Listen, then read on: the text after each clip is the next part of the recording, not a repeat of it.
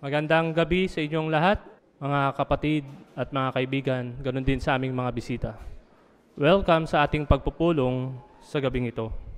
At bilang pasimula, tayo ay aawit ng isang papuri sa Diyos na Jehova sa bilang 79. Turuan mo silang maging matatag. Halaw ito sa Mateo 28:19 hanggang 20. At kung angkop sa inyong kalagayan, maaari kayong tumayo at umalinsabay tayo sa musika.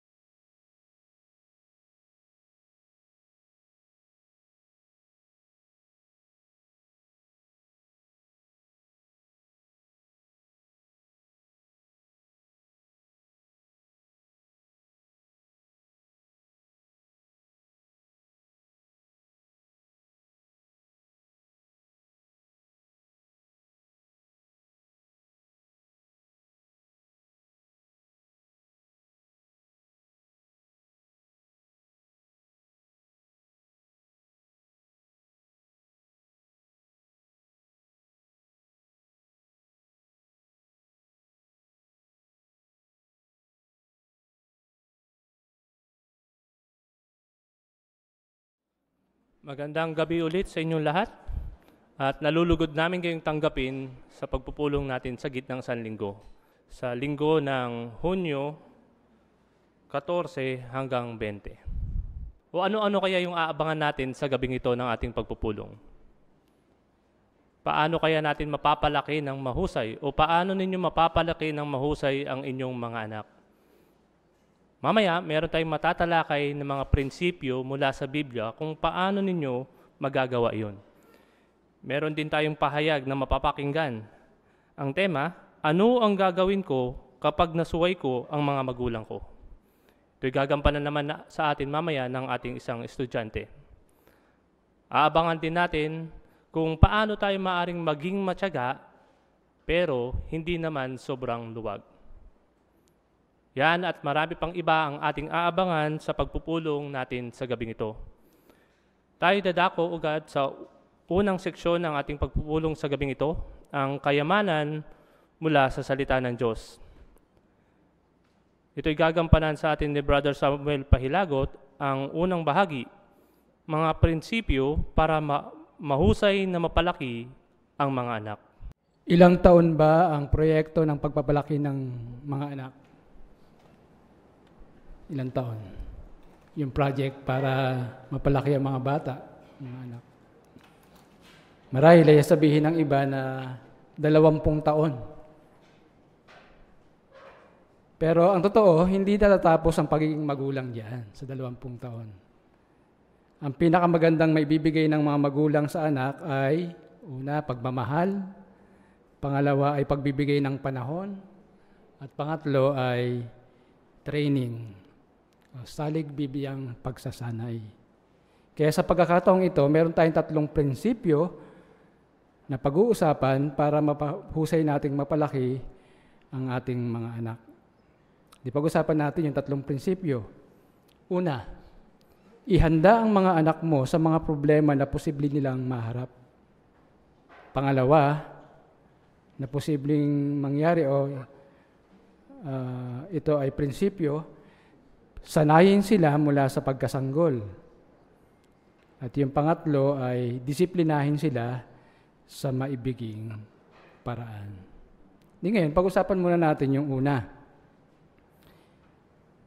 Saan ba natin mababasa yung prinsipyong ito na paghahanda sa mga anak sa mga problema na posibleng mapaharap sa kanila? Kawikaan 22:3. Pakisuyo na sama-sama nating basahin ang tekstong ito, mga kapatid. Kawikaan 22:3. Ang sabi ay ganito: nakikita ng matalino ang panganib at nagtatago, pero tuloy lang ang mga walang karanasan at pinagdurusahan ang epekto nito. Sana napansin nyo dun sa tekstong binasa natin sa Kawikaan 22:3. Hinihimok tayo ng kasulatan na isipin ng mga magulang ang posibleng panganib at maiwasan ang mga sitwasyong makasisira sa espiritualidad ng inyong mga anak. Kaya ang tanong ay ito: ginagawa ko ba ang lahat para maprotektahan ang mga anak ko mula sa mga panganib na posibleng mapaharap sa kanila? Pero talaga bang mapoprotektahan natin sa lahat ng pagkakataon ang ating mga anak? Tiyak na hindi. Hindi naman natin sila laging kasama. Pero maihahanda natin sila kung patuloy nating ituturo sa kanila na umasa sa salita ng Diyos. Yan, napansin niyo, no? Magkaiba yung 2 puntong ito, mga kapatid. Hindi natin mapoprotektahan ng ating mga anak sa lahat ng panahon, pero kayang-kaya natin silang maihanda. Magbigay tayo ng halimbawa. Halimbawa, kung ang isang kapamilya natin ay huminto sa paglilingkod kay Jehovah, pwede nating ihanda at tulungan ang inyong mga anak na alamin mula sa salita ng Diyos kung bakit napakahalagang manatiling tapat kay Jehovah. Yun pala yung una na pwede nating gawin.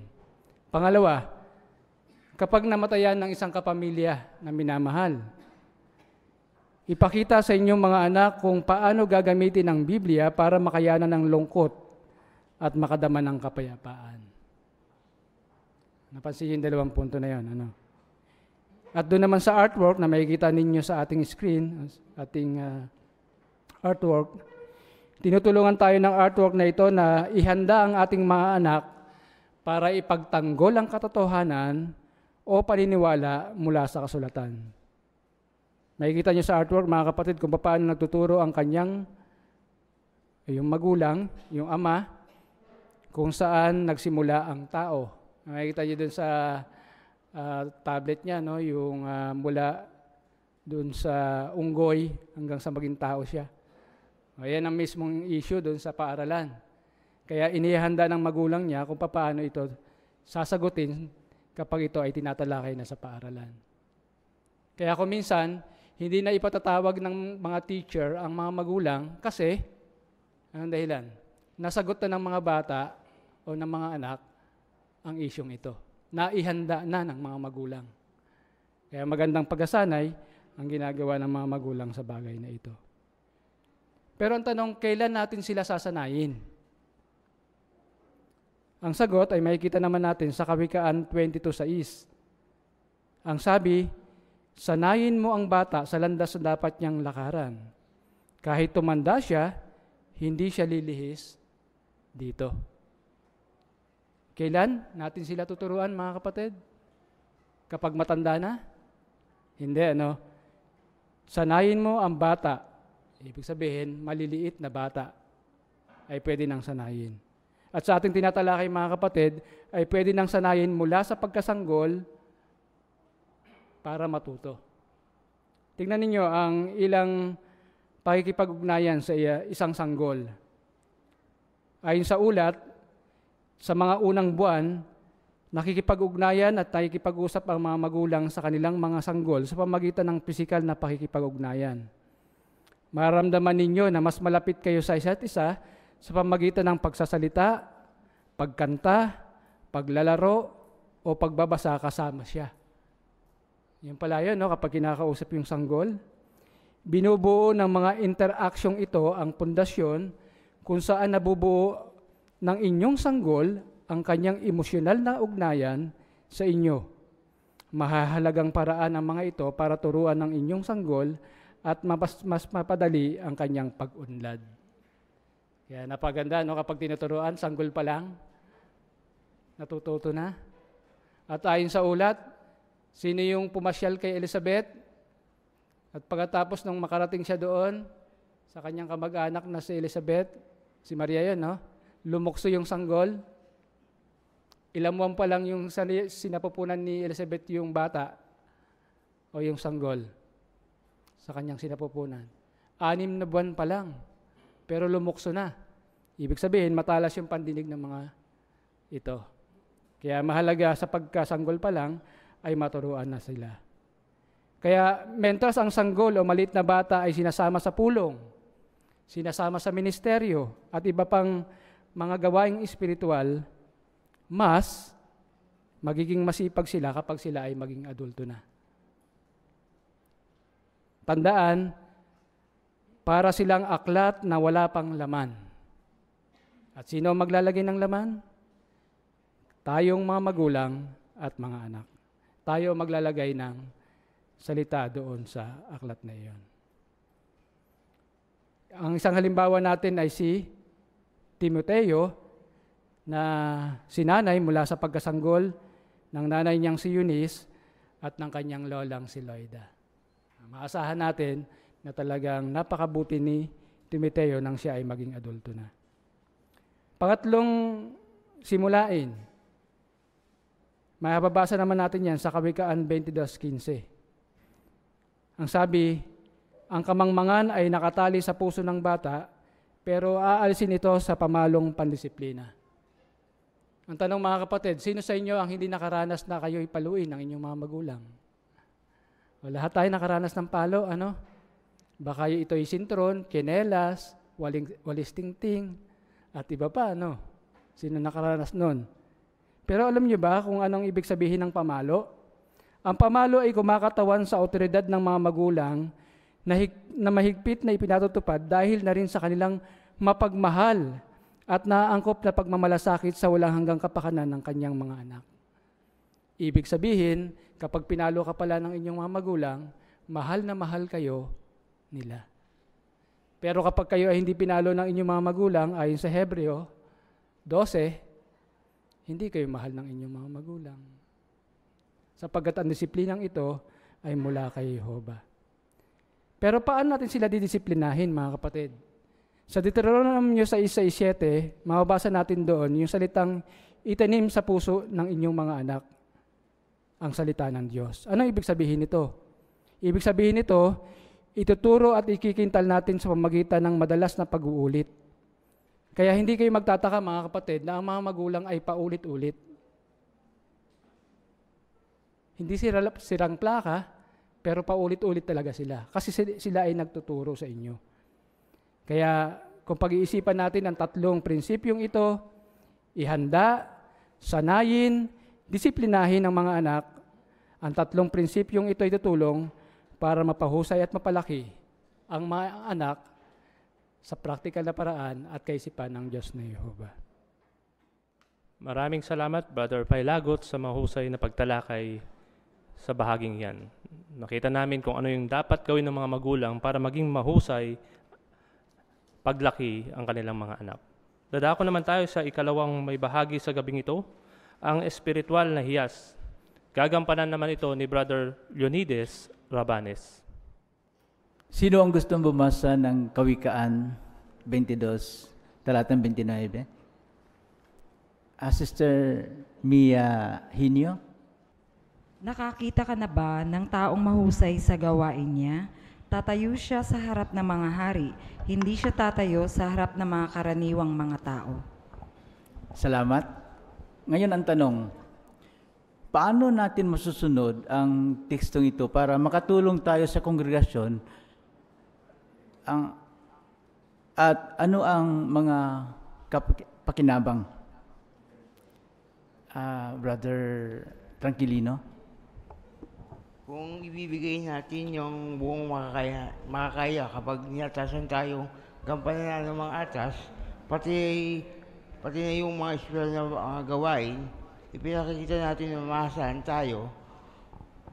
Wag malitin ang atas na para bang hindi sulit ang panahon. Maging masaya na matanggap natin ang pribilehiyo ng iba.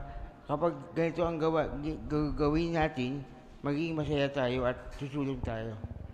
Salamat. May karagdagang pang punto? Kung wala na, sa pangalawang tanong tayo.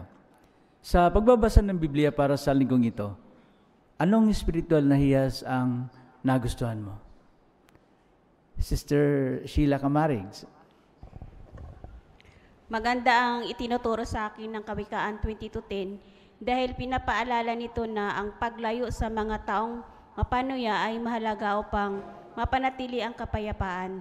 Na pagtanto kung may mga pagkataong kailangang iwasan ng mga taong sanhi ng alitan upang hindi maepektuhan ang aking pananaw at pagkilos. Natuto akong pahalagahan ang katahimikan at kaayusan sa mga ugnayan sa halip na makisali sa gulo. Salamat. Sister Kalimlim. Sa 22:12, pinaalala nito sa akin na binabantayan ni Jehovah ang mga taong may kaalaman at katapatan. Nakatutuwang isipin na ang kanyang mata ay laging nakatuon sa mga nagsusumikap mamuhay ayon sa kanyang kalooban.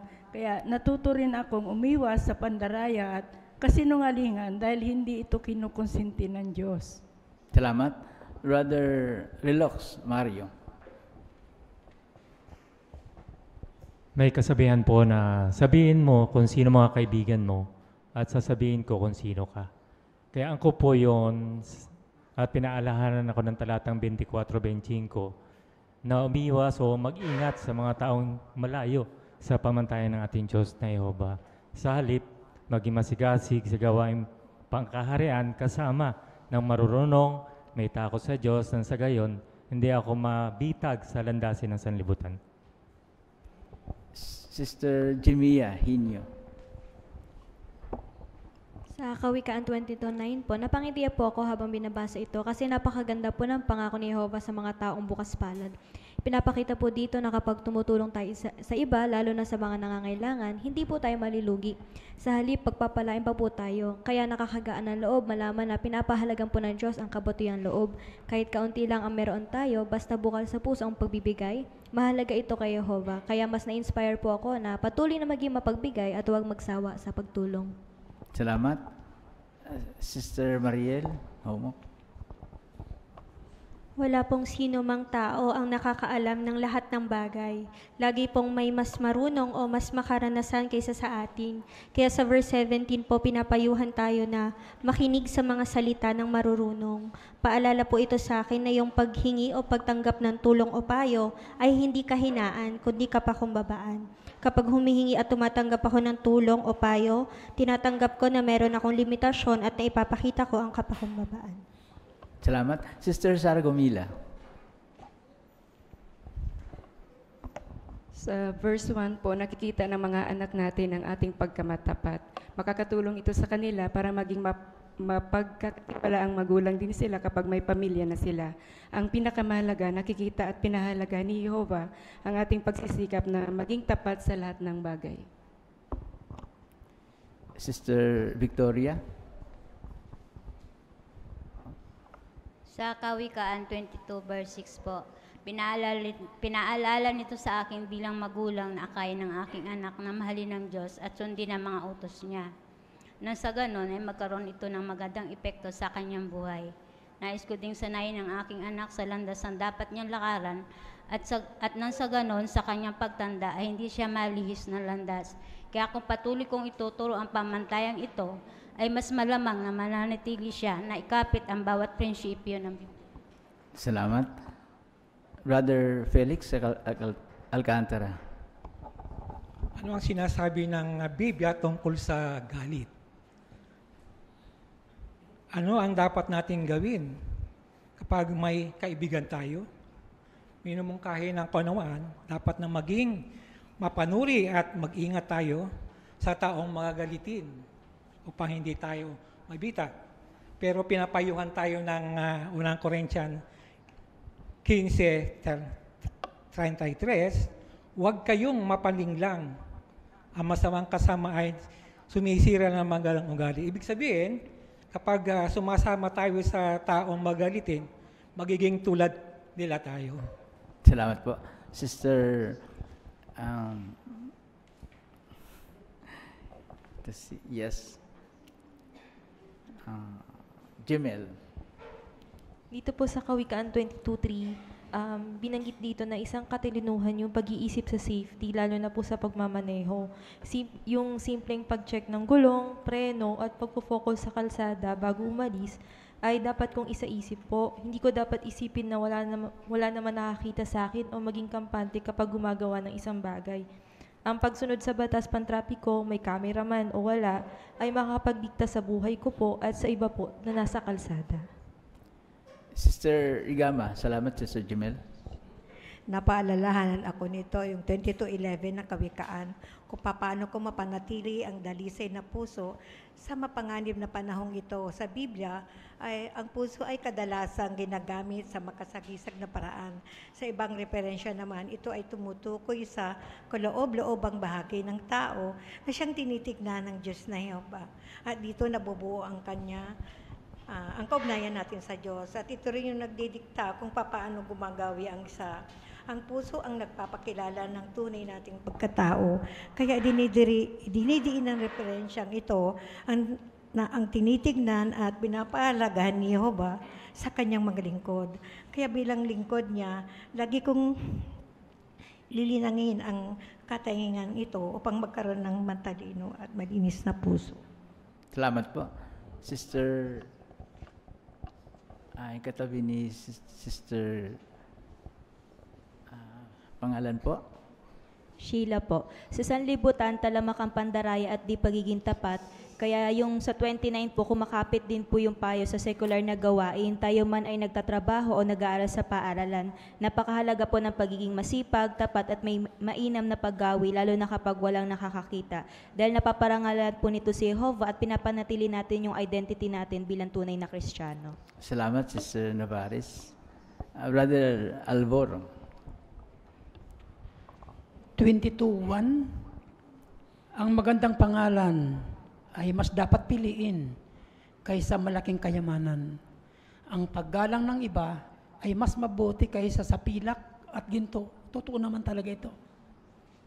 Ang mabuting pangalan, ibig sabihin, mabait ka, palakaibigan ka, wala kang masamang bisyo, igagalang ka ng iba. Kaya pinakakayamanan mo yan, pinakaginto at pilak mo yan. Salamat po.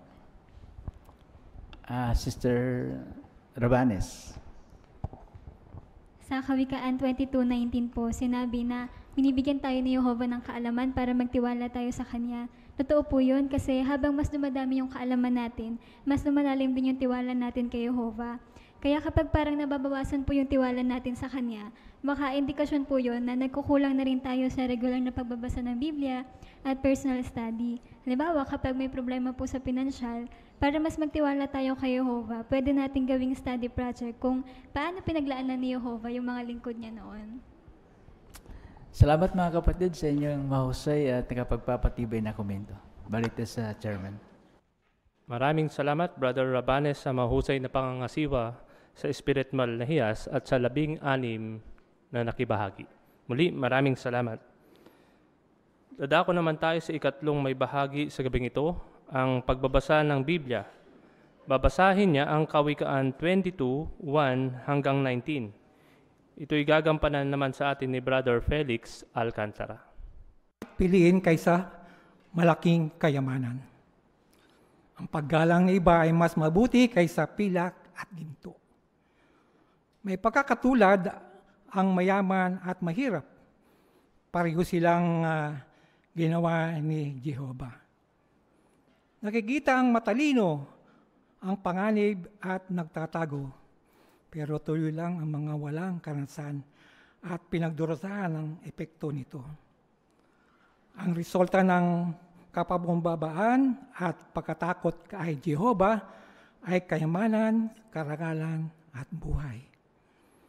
May mga tinik at bitag sa landas ng liko, pero ang nagpapahalaga sa buhay niya ay lumalayo sa mga ito. Sanayin mo ang bata sa landas na dapat niyang lakaran. Kahit tumanda siya, hindi siya lilihis dito. Ang mayamang ang namamahala sa mahihirap. At ang naghihiram ay alipin ng nagpapahiram. Ang naghahasik ng kasamaan ay aani ng kapamakan. At tungkod ng galit niya ay babaliin. Ang bukas palad ay pagpapalain. Dahil hinahatian niya ang kanyang pagkain ang mahirap. Pailasin mo ang mapaghamak, mawawala ang pag-aaway, magtitigil ang mga pagtatalo at pag-iinsulto. Ang taong malinis ang puso at mabait magsalita ay magiging kaibigan ng hari. Iniingatan ni Jehovah ang kaalaman, pero binigo niya ang mga salita ng taksil. Sinabing tamad, may leyon sa labas, papatay ako sa gitna ng liwasan. Ang bibig ng masamang babae ay malalim sa hukay. Mahulog doon ang hinatulan ni Jehovah. Ang kamangmangan ay nakatali sa puso ng bata, pero alisin ito ng panahong pandisiplina. Ang nandaraya sa dukha para mas yumaman pa, at ang nagregalo sa mayayaman ay tiyak na maghihirap. Magbigay pansin ka at makinig sa mga salita ng marunong para maayon mo ang puso na aking kaalaman. Dahil magandang maitanim iyon sa puso mo para iyon ang laging lumalabas sa mga labi mo. Para kay Jehovah ka, magtiwala, bibiyang kita ngayon ang kaalaman. Maraming salamat, Brother Felix Alcantara, sa iyong pagganap ng bahagi. Tinitignan ka namin dito sa Aralin 10 ng brochure na pagtuturo, pagbabago-bago ng boses. Ayon sa ating brochure, sinasabi dito na iba-ibahin ang lakas ng boses. Bakit? Kailangan para idiin ang mahalagang punto o at pakilusin ang mga tagapakinig mo. Nagawa ba ito ni Brother Alcantara? Nagawa niya ito sapagkat nung sinabi niyang magandang pangalan, nilakasan niya yon. At kapag binabanggit din niyo yung Jehovah, nilalakasan din niya yon para ipakita yung kahalagahan ng pangalan ng Diyos. Meron pa siyang binanggit na may leyon sa labas. Nakita natin na parang talagang may leyon sa labas. Kaya nakita natin na talagang nagampanan ng mahusay ni Brother Alcantara ang kanyang bahagi. Muli, maraming salamat, Brother Alcantara, sa iyong pagganap ng bahagi. Dadako naman tayo sa ikalawang seksyon ng ating pagpupulong sa gabing ito, ang maging mahusay sa ministeryo. Ang ikaapat na bahagi ay ang pagpapasimula ng pakikipag-usap, bahay-bahay. Gagampanan naman ito ni Sister Maria Princess Bautista at si Sister Sandra May Amora. Magandang araw po. Meron po kaming pagdalaw dito sa lugar nyo. Nais po kitang makausap kahit saglit lang. Sige, ano ba yon? Meron po akong gustong ibigay sa inyong babasahin. Ang tema po nito, ano ang sikreto sa maligayang pamilya? Sasabihin mo bang pagmamahalan, pera, o iba pa? Sa tingin ko, pera. Pwede ko po bang malaman kung bakit yan po yung napili nyo? Kasi yung pagmamahalan, given na yan sa isang pamilya na dapat may pagmamahalan talaga. Pero kung wala kayong pera, pambili ng pagkain at pangangailangan nyo, sigurado ako hindi magiging masaya yung pamilya. Salamat po sa pag-share ng opinion nyo patungkol dito. Kapag binuksan po natin ito, makikita nyo po yung isang teksto na nakaquote sa Lucas 11:28. May kisuyo po ko sa inyong pakibasa. Maligaya ang mga nakikinig sa salita ng Diyos at tumutupad nito. Yan. Ano pong naintindihan niyo po sa binasa niyo? Sabi dyan, magiging maligaya daw kapag nakikinig sa salita ng Diyos at sumusunod sa Kanya. Tama po. Ang salita ng Diyos, ang Biblia, ito po yung tutulong sa atin para magkaroon ng tunay na kaligayahan. Gusto ko po kayong bigyan ng isang example ng teksto sa Bible.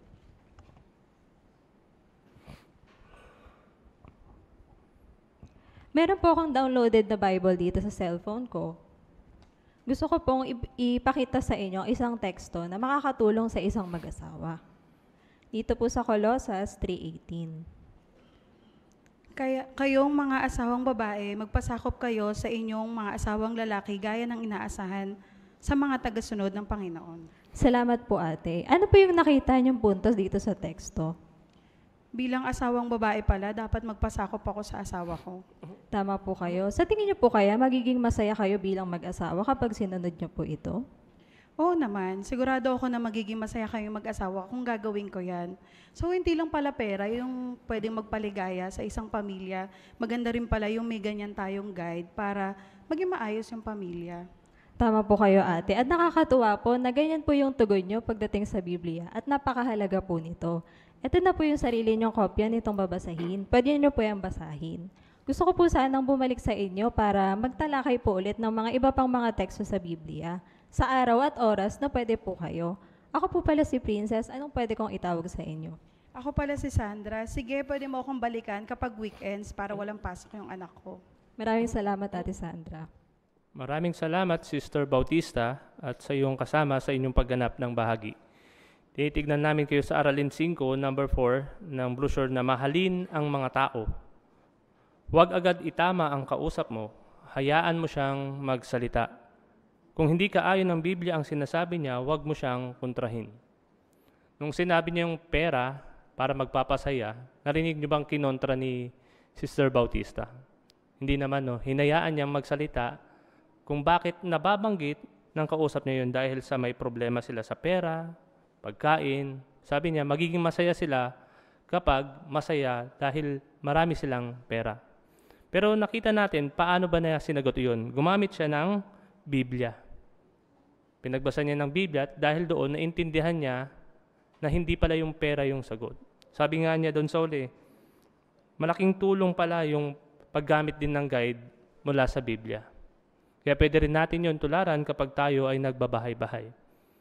Muli, maraming salamat, Sister Bautista, sa iyong pagganap ng bahagi.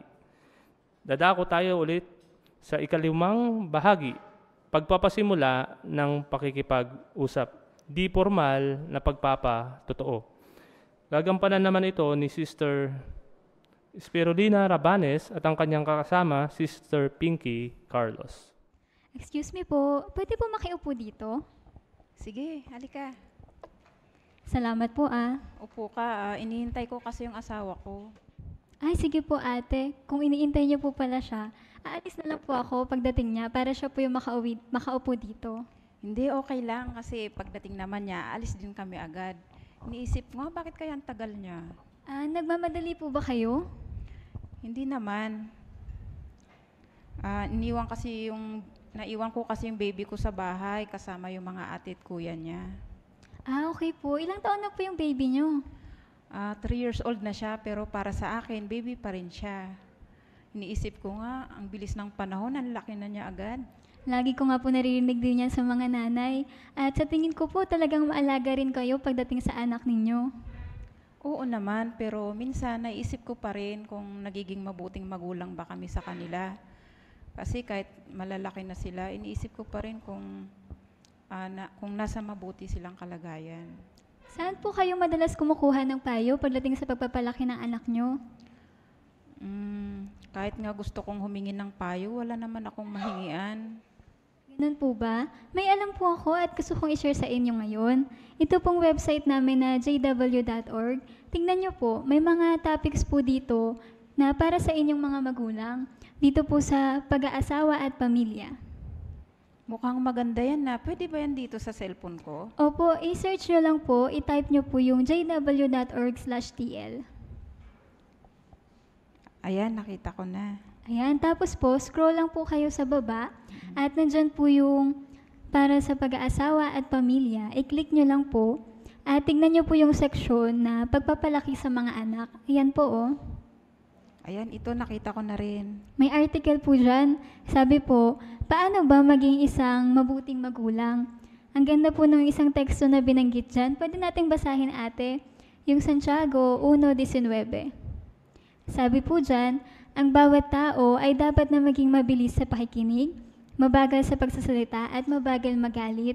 Sa tingin niyo po ba, ate, makakatulong sa inyo itong mga magulang?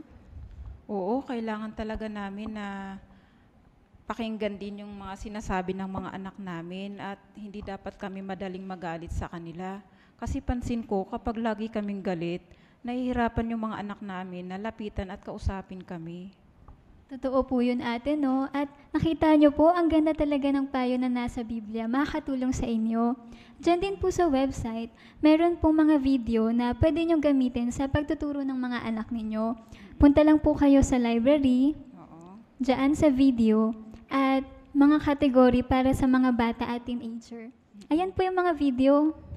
Ang ganda naman nito. Saksi ka pala ni Jehovah. Alam mo, may kapitbahay kami na kapareho mo ng relihiyon. Okay po pala yun, para pwede niyo po siyang makausap pag may tanong kayo. O kaya ibigay ko po itong messenger account ko. Ayan po, Spy po yung pangalan. Sige, Spy. Ito naman sa akin, Pinky. Sige po, Ate Pinky. I-message ko po kayo. Ayan po, nakita ko na yung account niyo. Sige, salamat ha. Nag-text na rin pala yung asawa ko. Palabas na siya sa supermarket. Sige, sasabihin ko rin ito sa kanya. Salamat, Ate Pinky, sa time niyo. At ingat din po kayo. Salamat. Maraming salamat, Sister Rabanes, at sa iyong kasama sa iyong pagganap ng bahagi.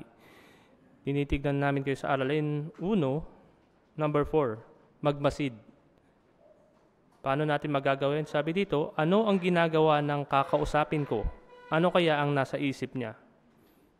Nakita ba natin na nagmasid si Sister Rabanes? Nung sinabi niya, pagdating ng asawa niya, aalis din sila agad. Kaya sinabi niya, nagmamadali po ba kayo? Pero nung pinaliwanag niya bakit sila nagmamadali, ginamit yung pagkakataon na yon para makausap niya. Kaya kung nakita natin, tinuruan din niya kung paano maghahanap ng impormasyon na makakatulong sa jw.org. Yung tungkol sa paano yung para sa mga magulang. Kaya sa huli, sinabi niya na kailangan pala nilang pakinggan yung mga anak nila.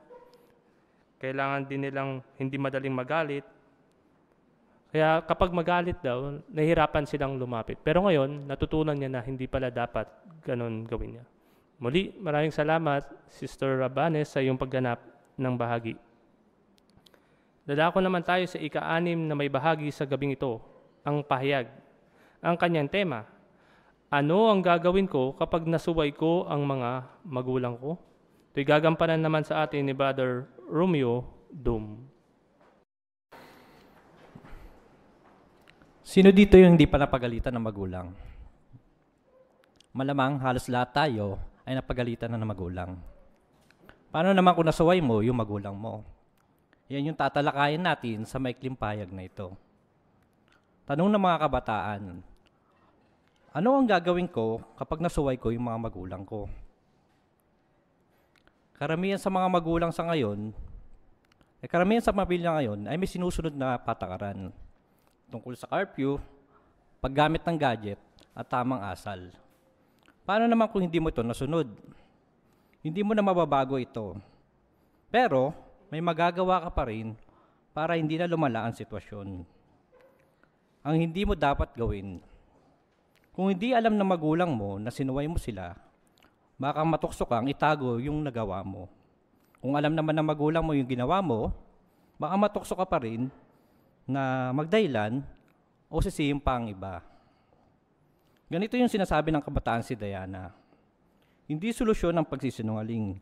Lalabas at lalabas pa rin ang katotohanan. Mas mabigat ang magiging parusa mo kasi hindi mo agad inamin yung ginawa mo. Kaya hindi tamang itago yung maling nagawa mo o magdahilan at sisihin ng iba. Kasi kapag tinagtatakpan mo yung ginawa mo at gumagawa ka ng dahilan, ibig sabihin nito, immature ka pa. Pinapakita mo lang sa magulang mo na hindi ka pa responsable. Ang mas magandang paraan, una, aminin mo yung ginawa mo. Sinasabi sa Kawikaan 28:13, ang nagtatago ng kanyang kasalanan ay hindi magtatagumpay. Alam naman ng magulang mo na hindi ka perpekto. Pero ang tanong, sasabihin mo kaya sa kanya ang totoo? Ganito naman yung sinasabi ng kabataan si Olivia. Mas uunawain ng magulang mo kung magsasabi ka ng totoo. Kapag nagtapat ka sa kanila, makikita nilang magpagkakatiwalaan ka pa rin. Ikalawa, mag-sorry. Ang simpleng pagsasorry mga kapatid, napakahirap gawin nito kung papairalin natin yung pride natin. Pero pinapayuhan tayo ng Biblia sa 1 Pedro 5:5 na magbihis tayo ng kapaumbabaan.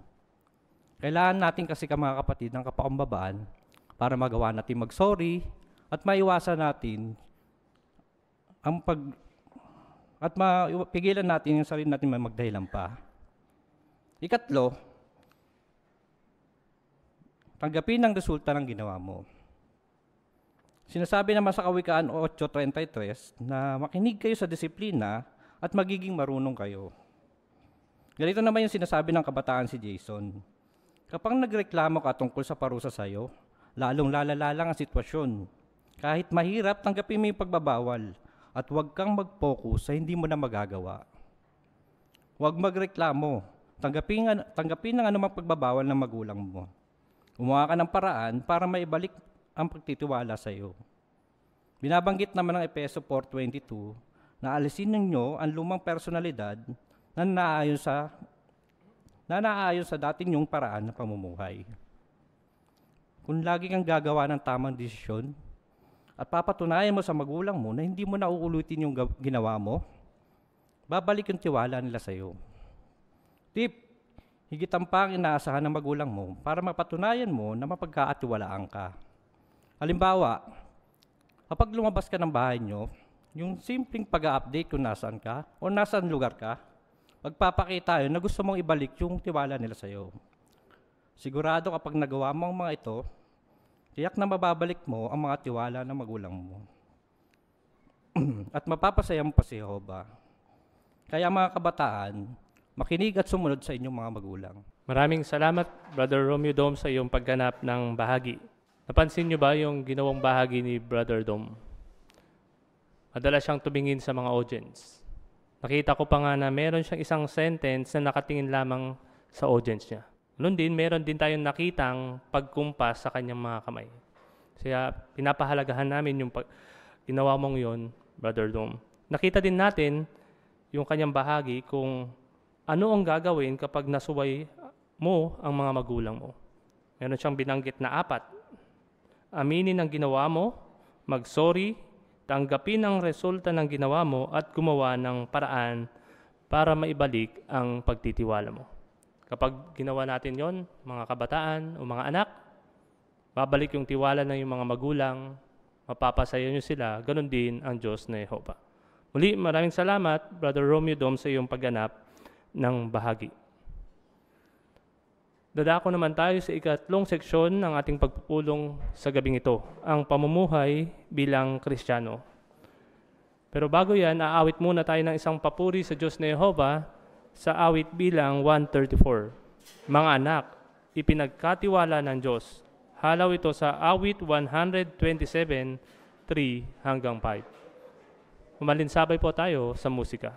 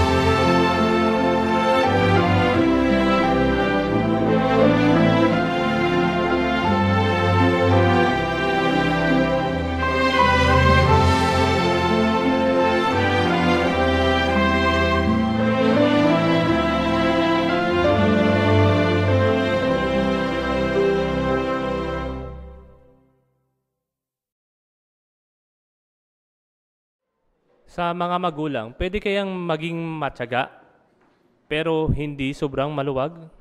Yan ang tatalakayin sa atin sa susunod na may bahagi, ang ikapito, matyaga, pero hindi sobrang maluwag. Gagampanan naman sa atin ito ni Brother Rodolfo Ongkingko. Puro sa mga magulang ang pinag-uusapan natin ngayon. No? At nakita natin sa ating inawit na mabigat na pananagutan nito kasi nakataya ang buhay, buhay ng mga anak at sabihin pa buhay ng mga magulang kasi mananagot sila sa Diyos sa pagganap ng atas na ito. Pero ano bang kailangan talaga para magawa itong ganitong matyaga na pagtuturo? Matyaga pero hindi maluwag. Parang balanse, no? So, tandaan natin yung pagtsatsaga ay kailangan talaga sa pagpapalaki ng anak. Tinulad dito sa pagtatanim, kailangan alagaan mo yung tanim mo. Hindi lang basta nilagay mo yan, tutubo ng maayos na yan. Ganun din ang pagtuturo at pagtsatsaga sa pagtuturo sa mga anak. At kailan, ano yung dapat ang damdamin niyo pag nagtuturo kayo? Anong dapat na kalagayan? Doon sa Deuteronomio sa 1:7, pinahiwatig yung sagot sa ganitong tanong.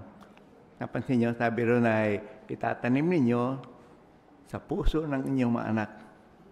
Kakausapin niyo sila kapag nakaupo, kapag naglalakad, kapag nakahiga, at kapag bumabangon. So, may time na ilalaan, may atensyon na ibibigay, tapos ay relax ang atmosphere, Pero ano yung itatanim? Doon sa verse 5 ay yung pag-ibig sa Diyos. Kailangan na maitanim ang mga bagay na ito, Kailangan malaman. Pero bago magtanim, kailangan binubungkal muna yung pagtataniman, di ba? So, bilang magulang, alam ba natin yung nasa laman ng puso ng ating mga anak? Paano ba gagawin yung pag-alam sa nilalaman ng puso? Makita natin doon sa Kawikaan 25. Pag tinignan nyo yan, pinakita dyan yung paghahalintulad sa isang balon na pinagkukuhanan ng tubig, yung pagkuha ng laman ng puso ng isang tao. Totoo to, hindi lang sa mga taong malaki na, kundi sa mga bata rin, sa mga anak. Ngayon, madaling kumuha ng tubig, bukas mo lang yung gripo, labas ng tubig. Pero nung panahon ng Biblia, nasa balon, malalim, yung balon ni Jacob, sabi na 75 feet ang lalim.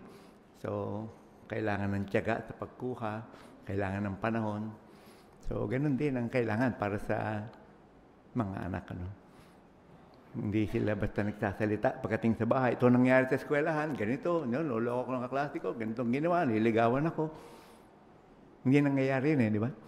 So, ang gagawin ng mga magulang ay aalamin ito, Magkakaroon sila ng pag-alam, ano ba nilalaman ng puso. Sabi ng isang sister, yung anak niya, pag kinausap niya ay mahiyain, minsan ilang oras niya kinakausap bago lumabas yung laman ng puso. At pag nagsalita na, makinig mabuti. Kasi pag nag-react ka, may sinabi siyang meron akong crush. Ha? Kabata-bata mo pa, may crush ka na. Hindi tama yan. Tigil mo yan. Hindi na kita pag-aralin. Naku, sa susunod, lalapit pa ba sa iyon? Kanina lalapit yun, sa mga kaibigan na, sa mga klase na, ipapayo, maganda, tuloy mo yan. Yan ang gusto ng puso mo. So, medyo mahirap yung pananagutan natin mga magulang. Kasi ang magulang, madaling mag-react, Pag may sinabing mali yung anak, alta na kagad. Kaya susunod yung anak, pag may sasabihin, hindi na ako magsasabi, kagagalitan lang ako So makita niyo kung bakit mahalaga yung makinig mabuti at magtiyaga na alamin kung anong sinasabi ng kanyang puso. At pag nagsalita na ito ay makinig. Pero sinabi mo na minsan, hindi mo na ulitin. Binanggit ka sa unang pahayag, Uulit-ulitin. Yung pagtatanim, kailangan ng pag-uulit Sa English, inculcate. Dinidiin mo talaga. So, para maidiin sa puso, maitanim sa puso, kailangan ng panahon, kailangan ng pag-uulit-ulit. Kung minsan, maraming magulang magkasabi, nanay, ilang beses ko nang sinabi sa iyo, hindi mo pa matandaan. Hindi pala magandang sinasabi yun, Kasi hindi yun ang paraan para maitanim. Gusto mo magtanim sa puso, kung yun ay kinakagalitan mo at sinasabi mong gano'n, hindi na-attract ang bata na tandaan nito at pakinggang mabuti. No? So, magandang mga paalala ito ating pinag-uusapan. Ano? At, pero kailangan ng huwag naman masyadong maluwag din. Magtsatsaga ka, pero baka naman masyadong maluwag na. Baka namaya sa nasusunod, hindi na ikaw. Eh, sino ba binigyan ng otoridad ng Diyos na magbigay ng batas, ng rules, house rules, kumbaga. Ano dapat umuwi sa bahay, sino dapat ang kaibigan. Hindi yung mga anak, kundi ang magulang. Sa 6:20 ng Kawikaan, nanay at tatay, sabi, sundin mo magulang mo, huwag mong kalimutan ang tagubili ng iyong nanay. Tapos magbigay din ng mga restriction. Pag pinalo, sabi sa 23:13 ng Kawikaan, hindi mo mamatay. Yung pamalo, hindi naman, yung disiplina ron, hindi naman palaging palo kagad. Ano? Kung minsan, sabihan nga isa, pangalawa, pag naulit pa yan, palo na. So, kailangan din yun, no? Sa layunin na may patupad yung batas ni Jehovah. Ngayon, pinag-uusapan ng disiplina, basahin natin yung Kawikaan 4:31. Sino gusto bumasa nun? Kawikaan, hindi Kawikaan, Efeso. Sorry, Efeso 4:31. Brother Evangelista, pakisuyo. At magtatanong tayo pagkatapos, ano?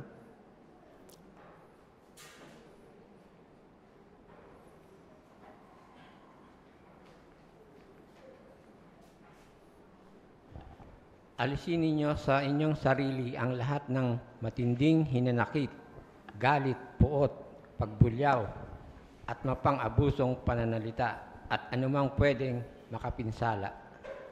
Salamat sa pagbasa. Ang tanong, bakit hindi dapat disiplinahin ng mga magulang ang mga anak nila kapag galit sila? Magdisiplina ka, no? Ba't daw hindi dapat sa galit ka pagkagagawin mo yung pagdisiplina? Brother Carlos, tawagin natin yung mister. Hindi dapat mangibabaw yung galit para sila ay ituwid o disiplinahin kapag sila nagkamali. Oo, normal lang sa aming mga magulang na magalit, pero hindi sila matututo sa mga pamantayan ni Jehovah kung pagalit o pasigaw ang paraan ng ating pagtutuwid. Kailangan na mahinahong damdamin ng mga magulang para ituwid sila at matuto mula sa kanilang pagkakamali. Gandang punto. Salamat. Nakikinig tayo sa isang magulang na nagpalaki ng mga anak. Ano? Very good. Brother Pahilagot. Pag ikaw ay pukaw sa galit, hindi mo makokontrol yung sarili mo. At pwede ka makapagsalita ng di maganda at makapinsala ito. Di ba? Nakapag-iisip ka bang mabuti pag galit ka? Kung anong nasabi mo, kung anong gusto mong lalabas na kagad sa bibig, hindi na nasasala, ano? At ang bandang huli ay mas mapipinsala pa. Yung magandang paalala ito. Eh, kamusta naman yung Galatia 6:7? Tingnan natin. Pakibasa. Sister Ami Relox. Huwag ninyong dayain ang sarili ninyo. Hindi pwedeng linlangin ang Diyos. Dahil anuman ang inihasik ng isang tao, yun din ang aanihin niya. Salamat po. Pagbasa. Ang tanong, bakit mahalagang ituro ng mga magulang sa mga anak nila na kung gagawa ang mga ito ng masasamang bagay, magkakaroon ito ng masasamang resulta? Ba't kasama sa ituturo ito? Pag gumawa ka ng masama anak, may masamang resulta. Ba't dapat ipaliwanag yun, ituro yun? Mga magulang ang gusto ko magkomento rito. Ayun. Si Sister Nakomo. Kasi po tayo pong mga magulang yung pangunahin na dapat magturo nung mainam na paggawi. Kasi tayo po yung pinakamaliit na unit ng buong sambayanan ng isang bansa. Kaya tayo po yung magpapakita ng mabuting paggawi na dapat iasal din po ng mga bata habang sila ay lumalaki na dadalhin po nila hanggang sa maging responsable mga mamamayan din po sila. Okay, salamat sa punto rin. Ano? Pero bakit kailangan malaman niya na may epekto kung ano man ang gagawin niya?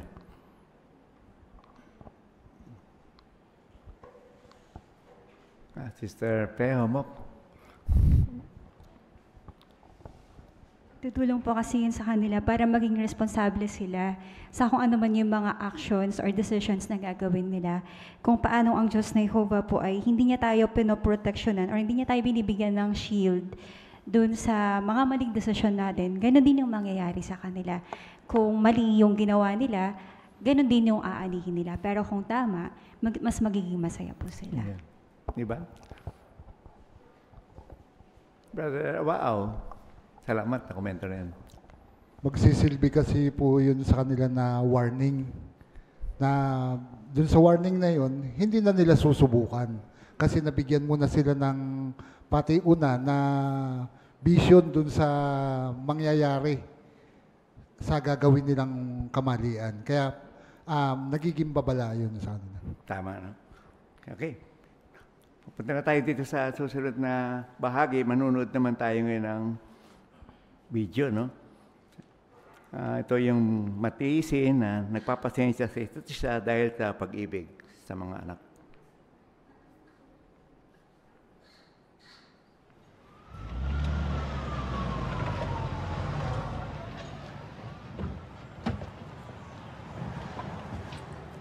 Salamat sa pagsundo. Sure. Kumusta work? Okay naman, medyo Su. nakakapagod lang. Sino yun? Kilala mo? Su! Uy, bakit? Buti na abutan kita. Gusto ko sanang hingin yung number mo para pag may problema sa trabaho, makontak kita. Alam mo na, okay lang ba? Okay, sige. Bale, 646-480-6649. Ayos, nasave ko na. Kapag may nangyari, tawag o message ka agad ako sa'yo. Okay, kita tayo bukas. Okay, ingat Sige kayo. po. Ay, teka, Su. Kasi gusto ko sanang kumain. Inisip ko, baka gusto mong sumama. Sorry. Kailangan na namin umuwi. Sige, sa susunod na lang. Kita tayo bukas. Sige. So, anong meron? Wala yun. Sana nga. Ano ka ba? Wala yun.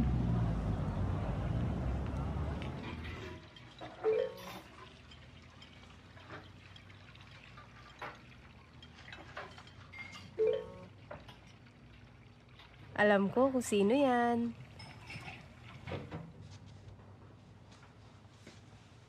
Sino yan? Wala po. Katrabaho ko lang. Pero text siya ng text. Text ng text? Teka, may gusto ba siya sa'yo? Parang po. Bakit di mo sinasabi sa akin yan? Wala naman po akong sasabihin. Pero humindi ka na, di ba? Hindi pa po. Hindi pa. Hindi mo pa siya sinabihan? Hindi po. Hindi pa. Hindi yan ang tinuro ko sa'yo. Dapat sa simula pa lang, tumanggi ka na. Hindi yun ganun kadali Anong pa. hindi madali dun? Gawin mo na yun, ngayon na.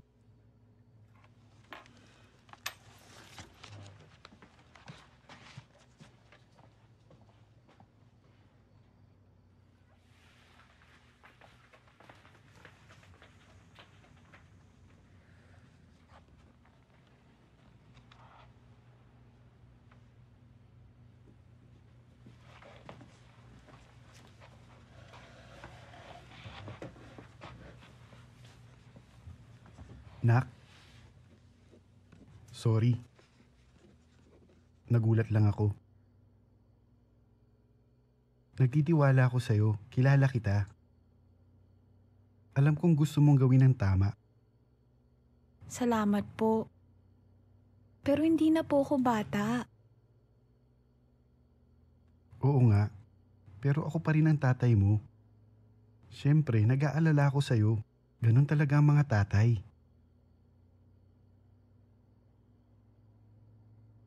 Para sa pioneering ko po ang trabahong to. Paano po kung magalit siya sa akin? Pag nangyari yun, makikita mo kung paano ka tutulungan ni Jehovah.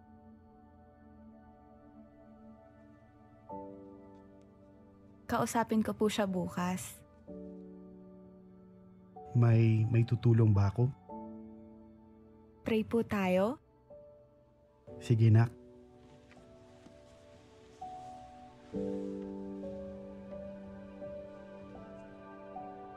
Diyos na Jehovah,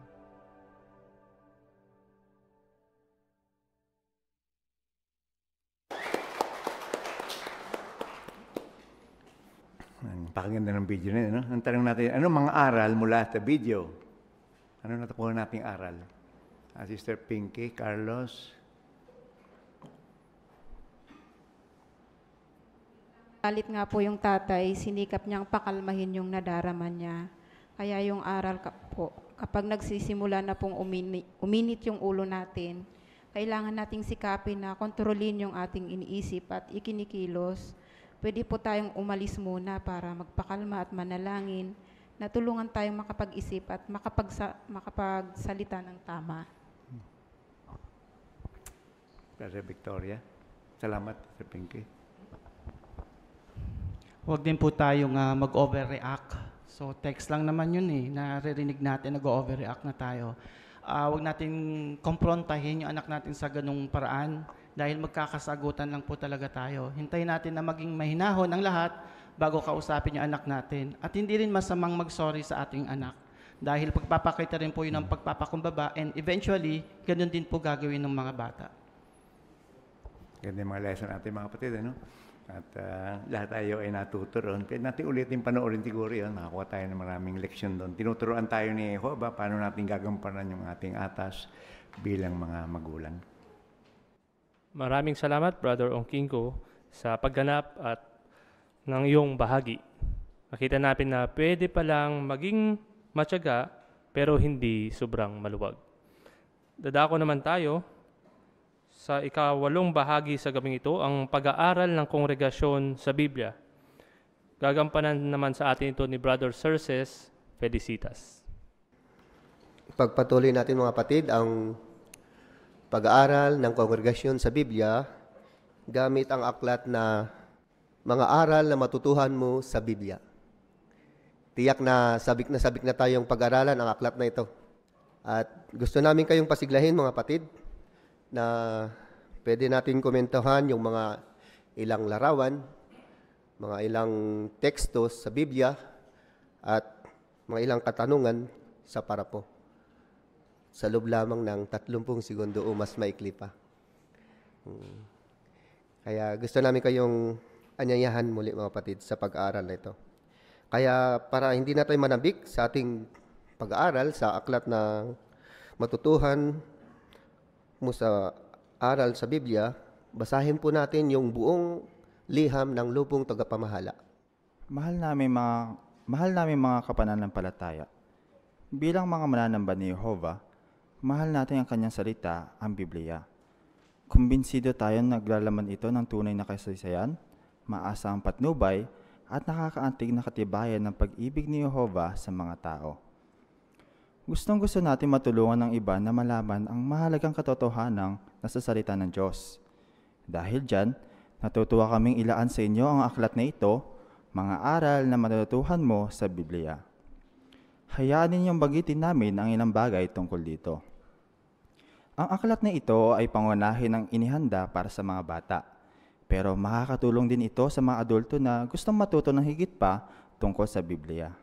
At dahil ang Biblia ay para sa lahat, tiyak na ang pagre-repasa sa mga aral nito ay makakatulong sa atin para maging tunay na maligaya.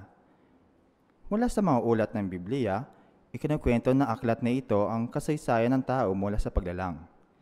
Iniharap na maliwanag at simple ang mga ulat ng Biblia at hanggat maaari ayon sa pagkakasunod-sunod ng mga pangyayari. Pero hindi lang basta naglalahad ng mga ulat sa Biblia ang aklat na ito. Ang mga pananalita at mga larawang ginamit dito ay talagang pinaghandaan para maging buhay na buhay ang mga ulat ng Biblia at ang damdamin ng mga karakter. Tutulungan tayo ng publikasyong ito na makita ang Biblia ay isang aklat tungkol sa mga taong sumunod kay Jehovah at mga sumuway sa Kanya. At tinutulungan tayo nitong makita ang mga aral mula sa kanilang mga limbawa. Ang aklat ay may 14 na section. May kita sa umpisa ng bawat section ang isang sumaryo ng mga aral na matutuhan natin. Kung isa kang magulang, pwede mong basahin sa iyong anak ang isang aral at talakayan ang kasamang larawan. Pagkatapos, basahin ninyong dalawa ang mga teksto sa Biblia na pinagkunan ng aral. Tulungan ang iyong anak na makita ang koneksyon na binasa niya sa Biblia at ang aral mula sa aklat. Maaaring maging epekto rin ang ganitong paraan kapag tumutulong sa isang adulto na makita ang kabuuang mensahe ng Biblia. Umaasa kami makakatulong ang publikasyong ito sa lahat ng tapat, puso, bata at patanda na matuto mula sa salita ng Diyos at maisabuhay ang mga aral nito. Magbibigay ito sa kanila ng pagkakataong sumamba sa Diyos bilang miyembro ng kanilang pinakamamahal na pamilya. Ang inyong mga kapatid, lupong tagapamahala ng mga saksi ni Jehovah. Salamat, Brother Aaron Pahilagot sa pagbasa ng liham. Ngayon sa tanong, kanino dinisenyo ang aklat nito pero kanino nakakatulong ang aklat din na ito? Kanino daw dinisenyo ang aklat na ito? Sister Muyo? Pangunahing dinisenyo ito sa mga bata, pero makakatulong din ito sa mga adulto gaya natin para higit pa tayong matuto tungkol sa Biblia. Salamat. At ano ang nilalaman ng aklat na ito? Brother Tason. Sa aklat nito ay kinukwento ang kasaysayan ng paglalang at pagkatapos ginagawa nitong maliwanag simple ang ulat ng Biblia at hanggat maaari ay yung mga pangyayari ay nagkakasunod-sunod. Salamat. Meron pa kayo napansin, mga kapatid? Sister Humok. Makikita din po dito na yung Biblia po ay isang aklat tungkol sa mga tao at mga taong sumunod kay Jehovah, ganun din po yung mga sumuway sa Kanya. At meron po itong mga aral mula sa kanilang mga halimbawa. Salamat. Tignan natin ang larawan, mga kapatid.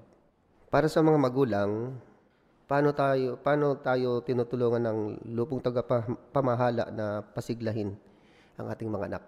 Sister Amora, Sandra. Bilang isang magulang po, pwede po natin gamitin yung aklat na ito bilang pasimula ng pagba-Bible study sa mga anak natin. Pwede po nating basahin yung mga teksto sa Biblia na pinagkuha na ng kwento o aral po na kada aralin. At maaari pong maging epektibo rin yun kung bilang isang adulto, tumutulong din po sa atin to na matuto rin po dun sa mensahe ng Biblia. Salamat.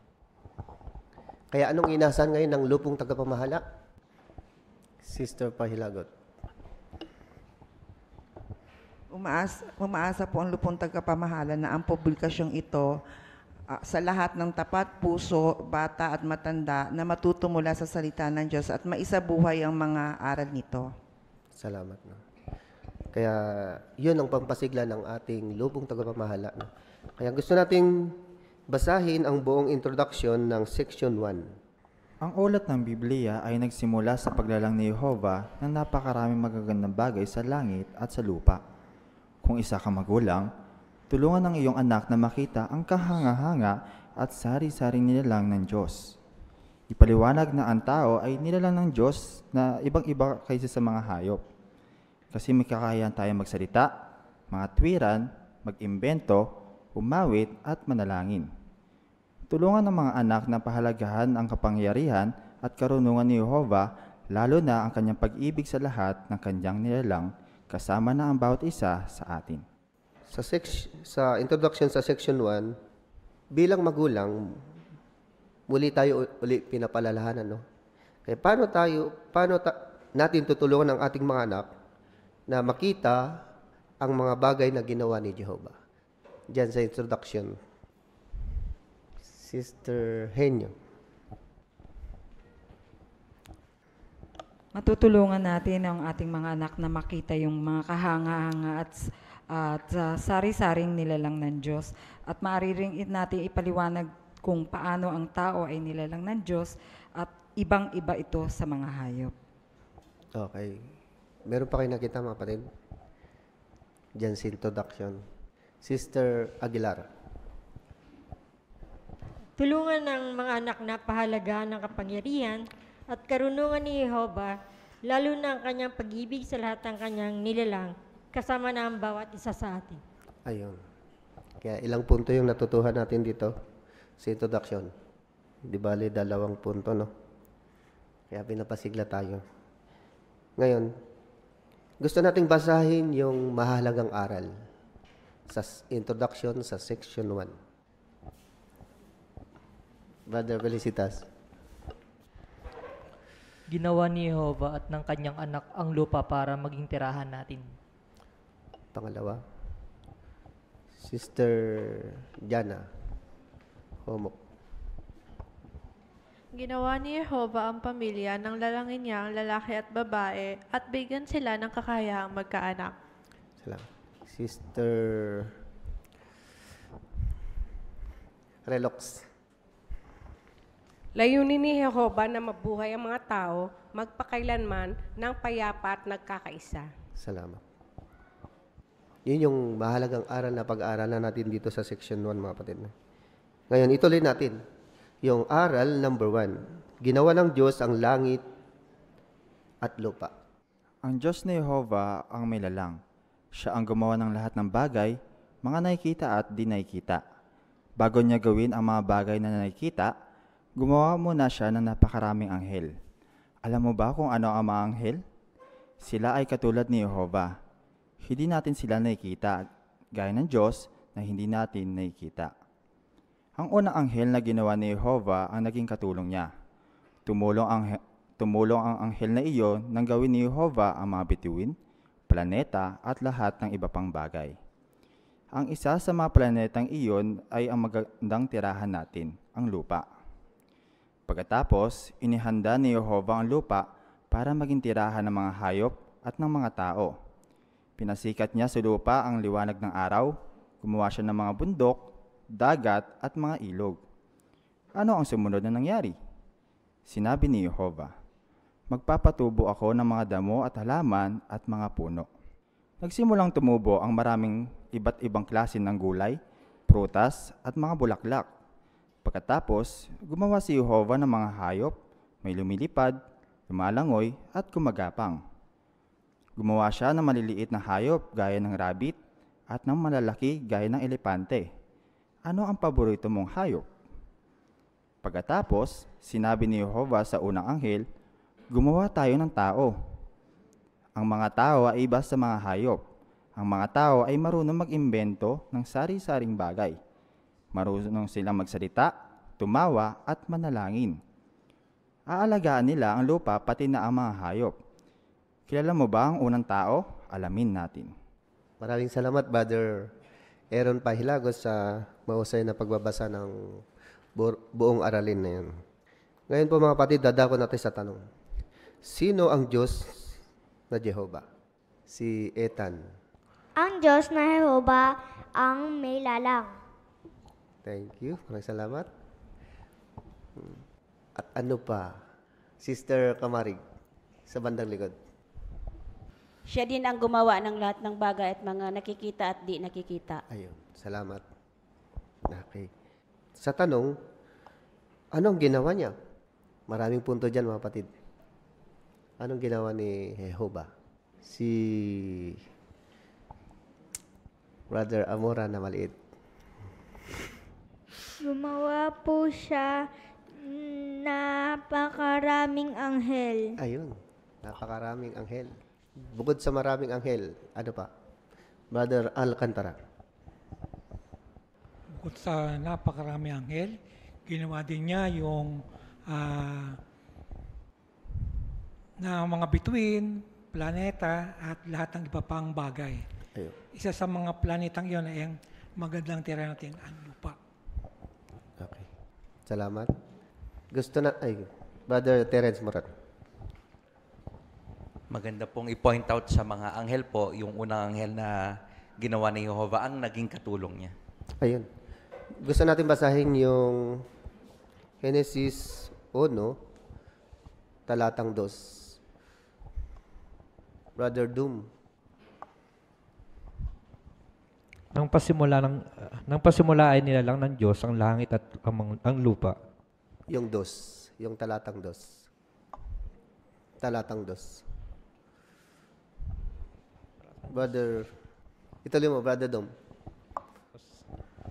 Ang lupa noon ay walang anyo at walang laman at madilim sa ibabaw ng malalim na katubigan at ang aktibong pwersa ng Diyos ay gumagalaw sa ibabaw ng tubig. Ayun. Ang tanong, nasaan yung anghel dyan? Kasi binanggit doon kanina ay nilalang pati anghel.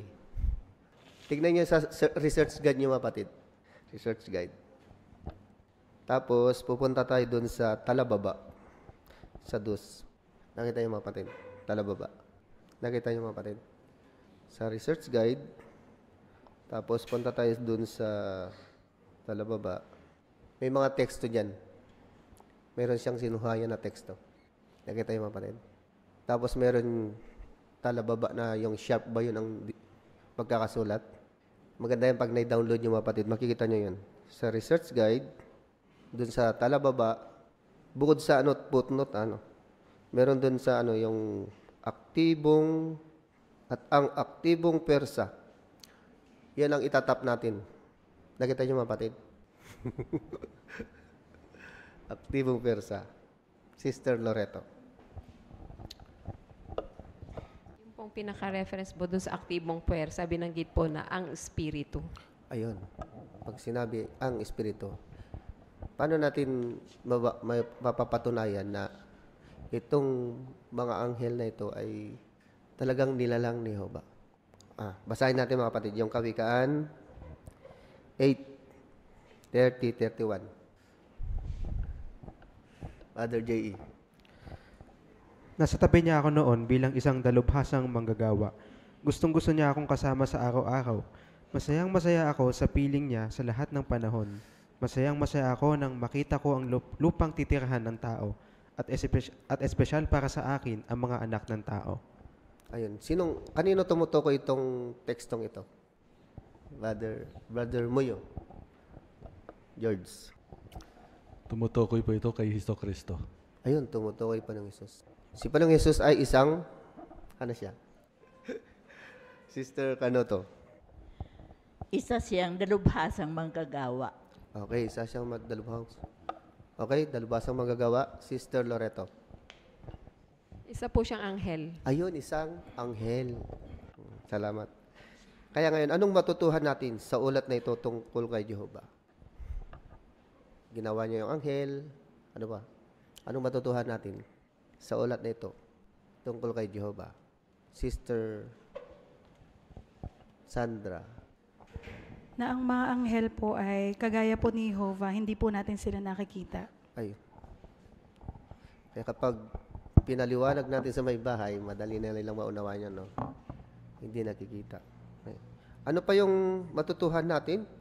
Ano pala yung practical na mga aral matutuhan natin sa aralin na ito? Pwede kayo mag-share, mga kapatid. Ano yung mga practical na matutuhan natin mula sa ulat na ito at saka yung tungkol kay Jehovah? Sister Pahilagot. Yung pagkasunod-sunod po ng paglalang ng Diyos na Jehovah sa langit at sa lupa. Ayun. Paglalang.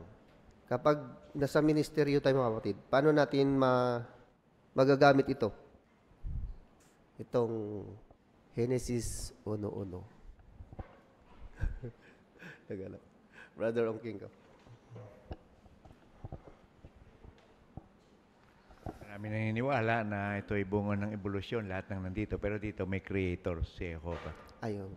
Salamat.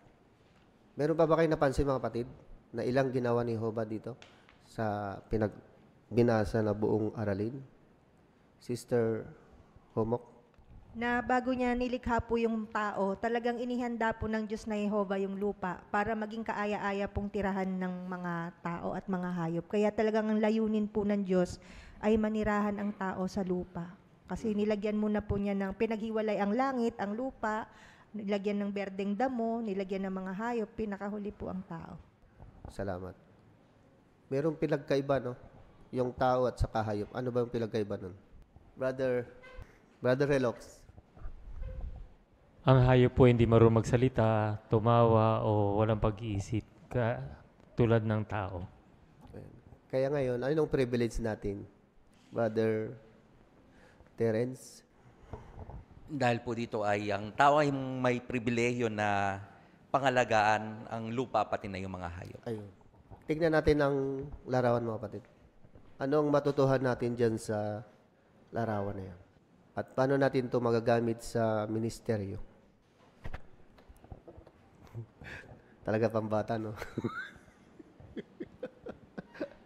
Ano matutuhan natin, mga kapatid? Diyan sa larawan. Huwag kayo mahiyang sumagot, mga kapatid. Talagang sinasanay talaga tayo. Sister Felicitas, Sarah Jane. Na mayroon po talagang naglalang po sa langit at lupa. Walang iba kundi si Jehovah po. Okay. Sister Navarez. Sa larawan po nakita po yung pagiging organisadong Diyos ni Jehovah kasi mula sa mga una niyang nilalang, yung mga anghel, yung lupa, hayop at mga tao, nakikita po yung karunungan niya at kapangyarihan niya. Kaya yung aral po dito, napakahalaga ng pagsunod din sa kaayusan, lalo na po sa ministeryo o sa pagsamba kay Jehovah kasi nagpapanatili po ito ng pagkakaisa at nakikita po na talagang sumasamba tayo sa organisadong Diyos. Ayun, salamat.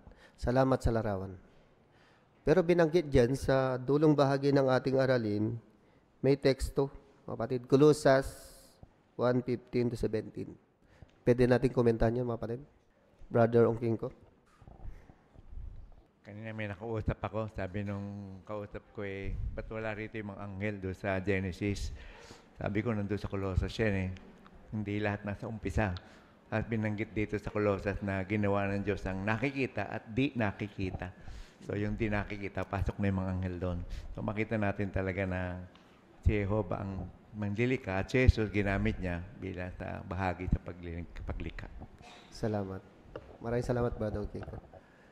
Kaya, meron pa pa gustong idagdag, mga kapatid, na natutuhan natin, magamit natin sa pamilya, sa ministeryo, o sa ating kongregasyon. Sister Ongking ko.